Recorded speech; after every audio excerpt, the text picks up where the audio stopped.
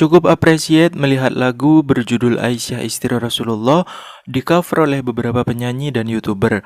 Beberapa di antaranya menempati posisi trending di Indonesia, bahkan di negara tetangga.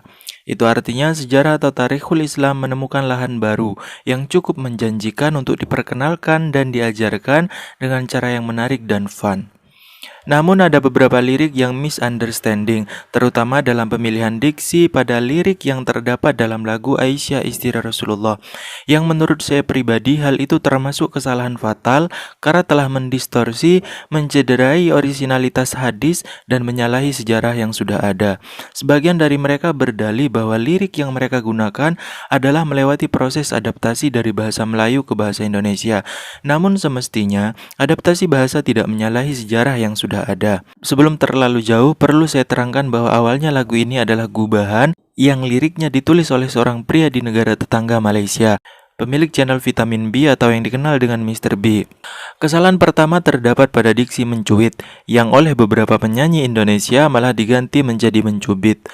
Padahal kalau bertendensi pada hadis yang menjadi rujukan, semestinya menggunakan kata mencuit, tak perlu mengubah lirik aslinya, karena mencuit dan mencubit adalah dua kata kerja yang sangat berbeda makna. Kalaupun ada penerjemah yang mengartikan salah satu hadis terkait kejadian itu dengan mencubit, kemungkinan besar karena penerjemahnya saat itu tidak memiliki pembendaharaan kata yang cukup dan mumpuni. The point is, menurut KBBI, mencuit hanya sekedar menyentuh-nyentuh dengan ujung jari atau menoel, tidak sampai mencubit. Jadi yang lebih tepat adalah mencuit, dan kalaupun dirasa kata mencuit tidak akrab di telinga warga Indonesia, seharusnya kita justru membiasakannya. Karena bagaimanapun kata mencuit sudah diakomodir dalam KBBI. Kesalahan kedua adalah lirik yang seharusnya sirah kisah cintamu malah diganti menjadi sirah kasih cintamu. Hal ini akan rancu bila kita pahami secara komprehensif. Sirah artinya adalah jalan, sirah kisah artinya adalah jalan cerita. Sedangkan kebanyakan penyanyi cover sekonyong-konyong mengubahnya menjadi sirah kasih cintamu, yang tentu saja artinya menjadi tidak utuh dan tidak mendukung kekuatan lirik yang sudah dibangun sejak awal. Kesalahan ketiga adalah bila lelah bukan hingga lelah. Karena kata hingga butuh premis dan syarat.